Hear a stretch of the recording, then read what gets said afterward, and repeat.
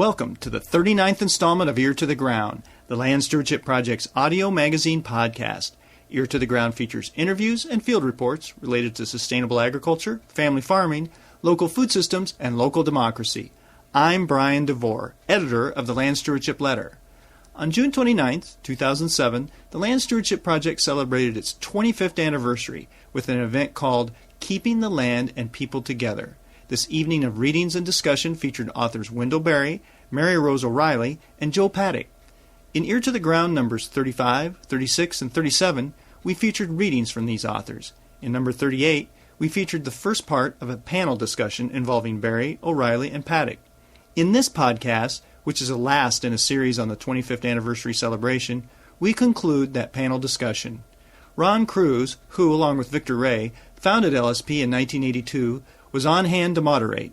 In the second part of the panel discussion, Berry, O'Reilly, and Paddock took audience questions on a range of topics, including hunger, what we can do as individuals, and the role of policy in promoting and supporting a good land stewardship ethic. I'm State Representative Jeremy Kalin, and I'm glad that you mentioned being hungry, Joe, because I'm hungry now. I spent the last 5 days taking the food stamp challenge, living on the $1 a meal budget. That's the average challenge in Minnesota. I would actually ask you guys not applaud until we actually do something about it in the legislature to end the cycle of poverty and hunger in Minnesota. But to be honest, right now, I really don't care. My head cares where what I'm about to eat is grown, but my stomach really doesn't. And so I'm wondering if you can kind of address, my training's in architecture, and we're taught to think to scale. So I'm wondering if you can address any opportunities for hope and sort of pragmatic steps that we can take that I know that Alice Waters, for instance, has done interesting things in the Berkeley Public Schools, but it's sort of a very narrow window there. I'm just thinking about ways that we can address hunger, especially child poverty and child hunger, and use that as an opportunity to teach about sustainability and connection with the land. Alice Waters' project is not limited, you know.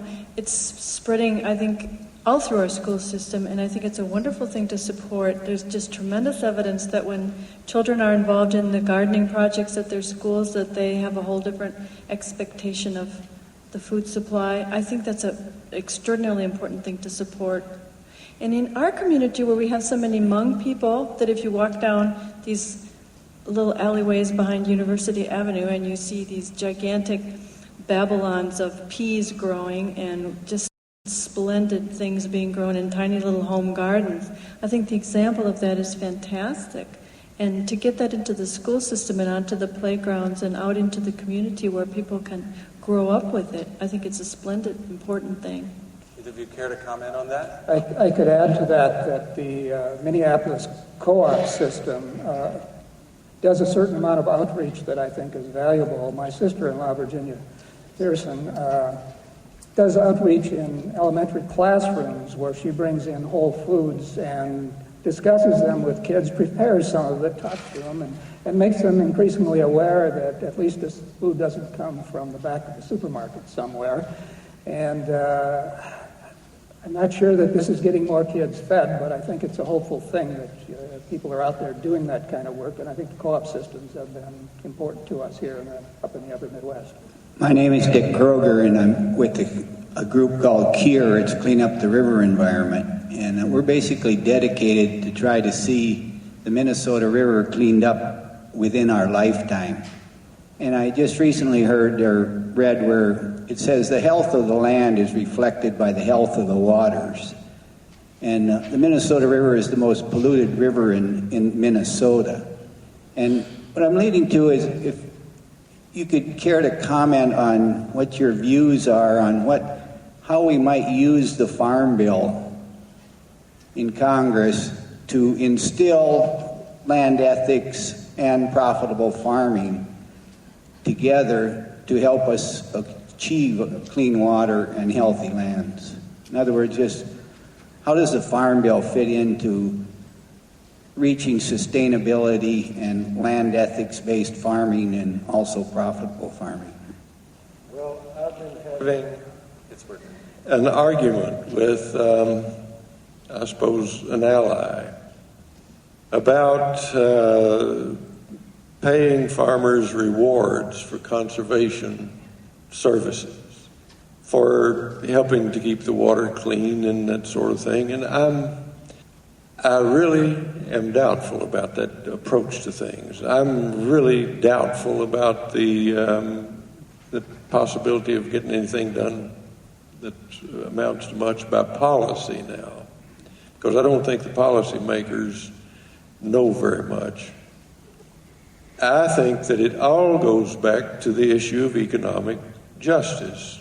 A cheap food policy is calculated to give us the situation that we've got, and that's a situation in which industrial inputs, as they call them, that is to say mostly poisons, and machines, are used to replace people on the farm. And if you want enough people on the farm to farm well, you've got to pay them a just return for their work. If you are giving farmers a just price for what they produce, then you wouldn't have to give them rewards for farming well, because you see, the idea that a farmer does an ecological service in addition to farming tears down the structure of the idea of farming.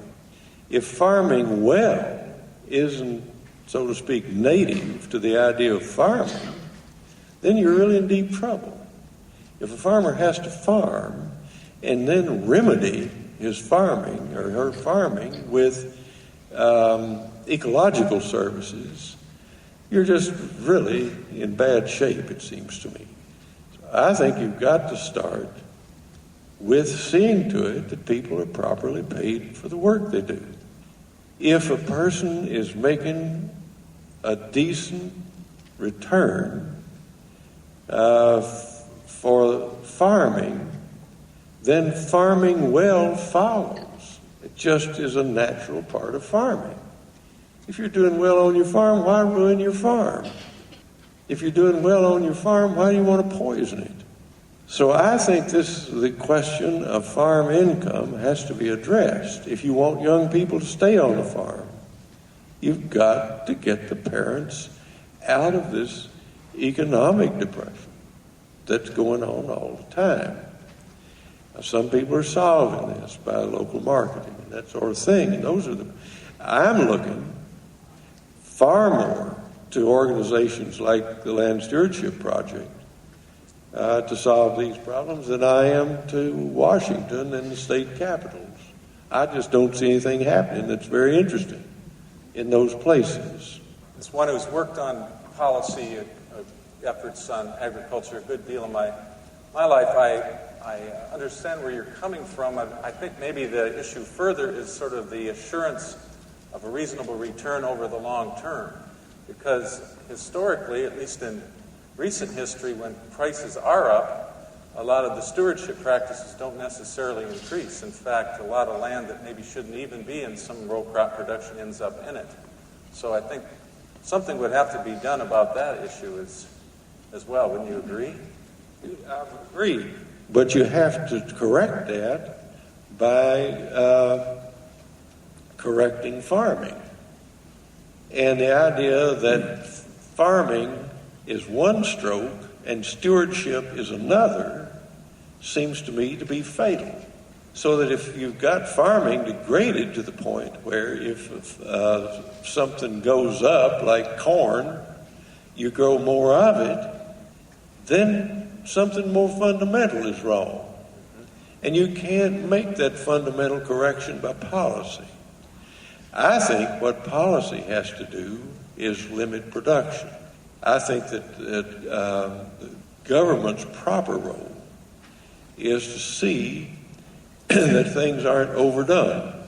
There need to be, if you want to have decent prices, you've got to have production controls on these large commodity crops. And if you have subsidies, for instance, without production controls, then you're going to have these wild distortions. You're going to have too much grown, and then you're going to be scrambling to make up for that. But to start with, you've got to have a sound idea of what good agriculture is. And then if policy violates that, policy is just wrong. And what I'm saying about the policymakers now is that they don't have a sound idea of what good agriculture is, what good farming is. I was saying earlier, I'm not going to say be too explicit about whom I was talking to, but I was talking to a national political group who wanted me to talk about farming, I thought. And I prepared a very careful paper about the condition that agriculture's in. They weren't interested in that. They wanted to know how to get votes in the red states. So, I've been just as well off telling them to smoke a cob pipe and wear a bib overall. My name is Kate Clancy, and I've been friend and colleague of many people at the Land Stewardship Project for almost the whole time of its existence. Mr. Berry, I'm going to address my question to you, but either one of you could, either of the other two would answer it too.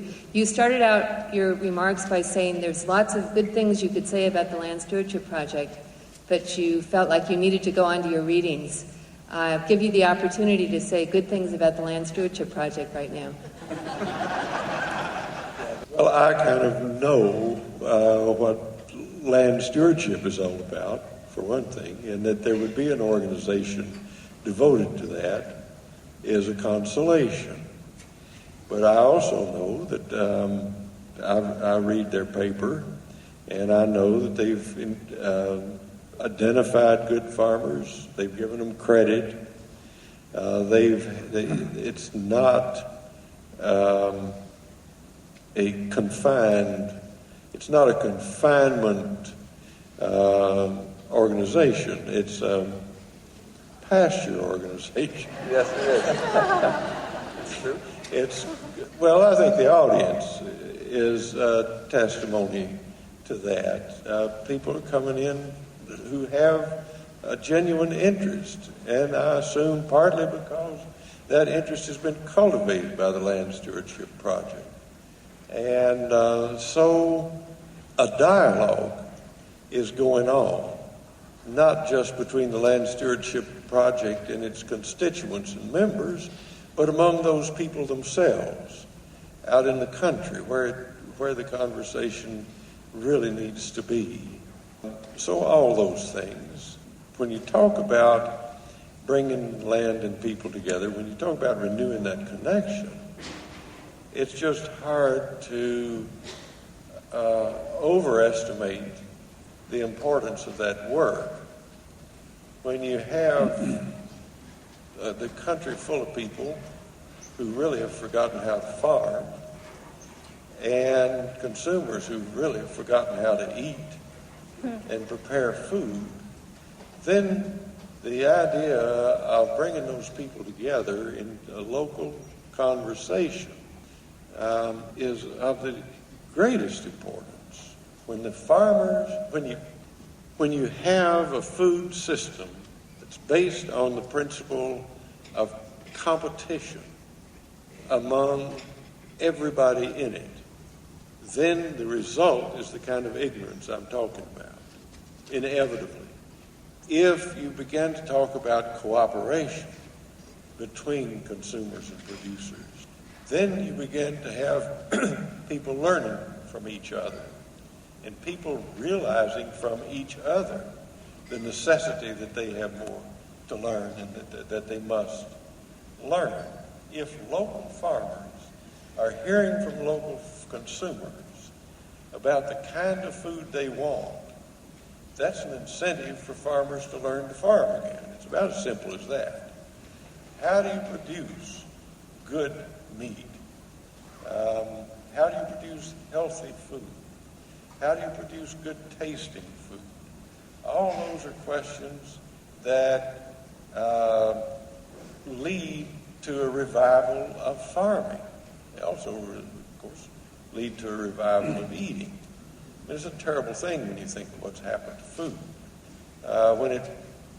When it descends from the center of a convivial occasion and a giving of thanks, that sort of thing, from a sacrament, you might say, first to a commodity, and then just to stuffing, a kind of sawdust with ketchup.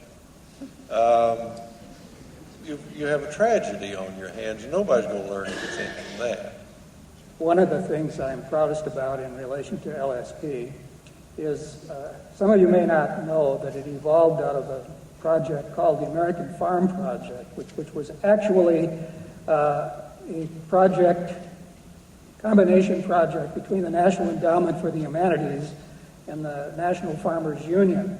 And the idea of it was to bring to bear not just economics and politics on rural issues, but to look at the rural issues from the point of view of history, literature, philosophy, and especially ethics, and to try to discover where that would bring us. And it was a fascinating beginning, and I think that LSP evolved out of that, and what makes me proud is that they didn't set that aside. It would have been so easy, I think, to become increasingly utilitarian. I think organizations often are absorbed by in the end, by what they set themselves up against, because that's where the opportunities lie. But I think a night like tonight indicates that they didn't give up the humanities perspective and all that holistic approach to things.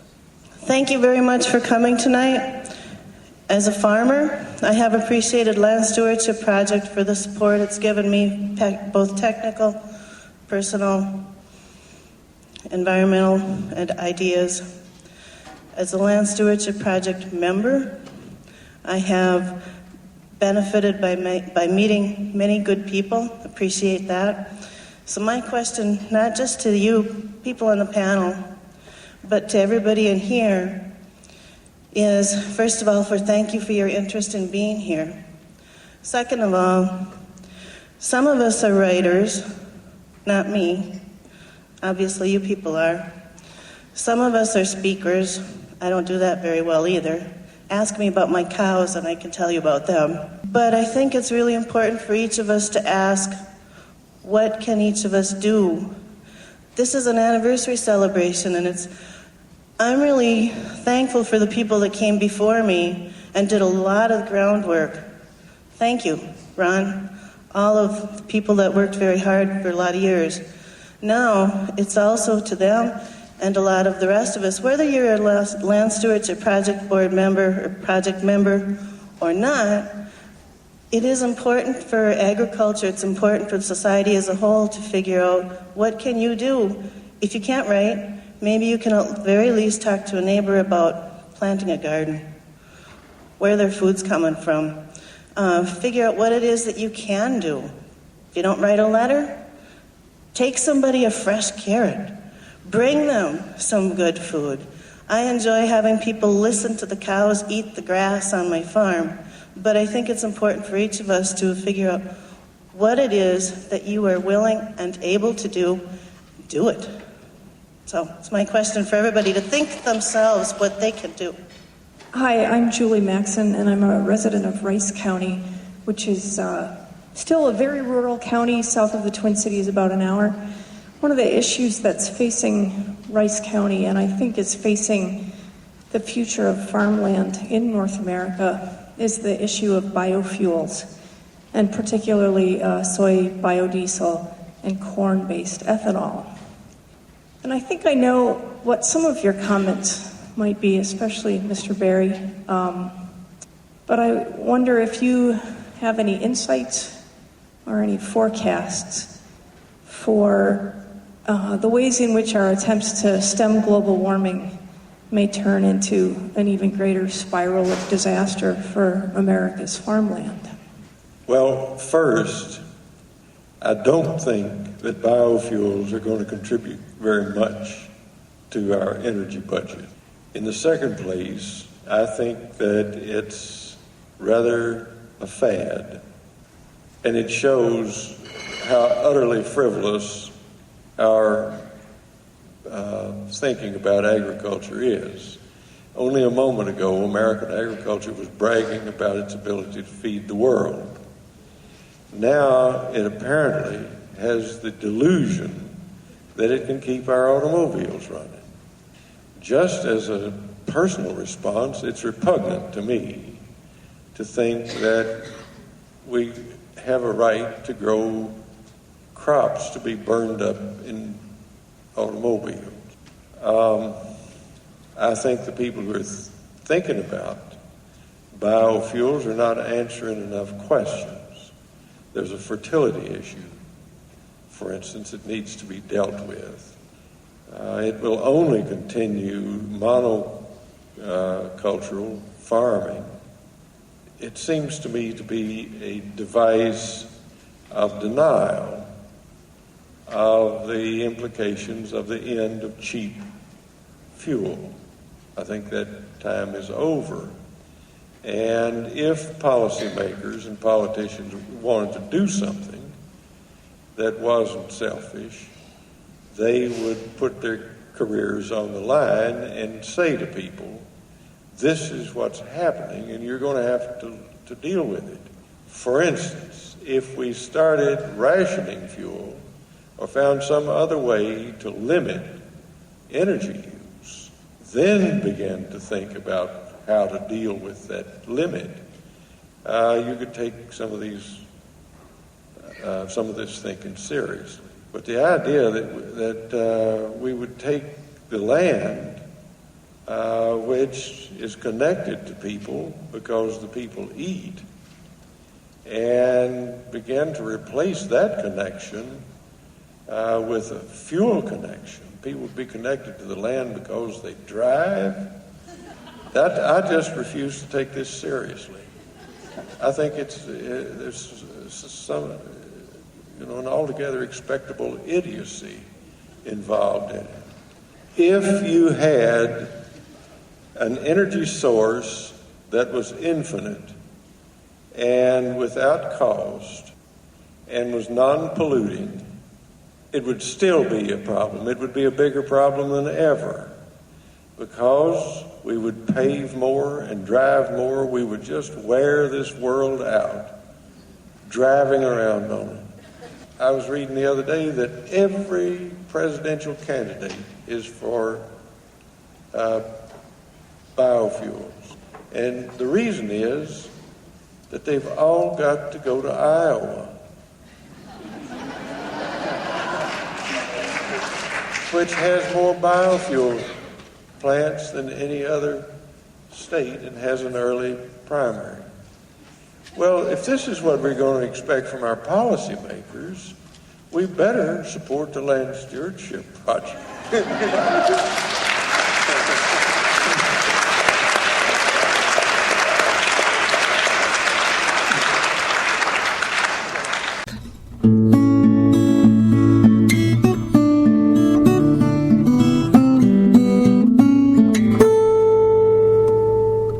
For more on LSP's 25th anniversary, go to www.landstewardshipproject.org and click on the About Us link.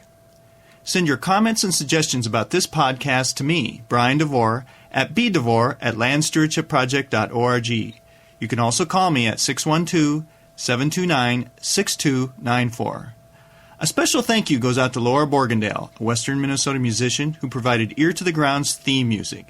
And a very special thank you to all of Land Stewardship Project's members who make initiatives such as this podcast possible. If you're not a member and would like to support us, go to landstewardshipproject.org to learn how to join LSP. Thanks for listening.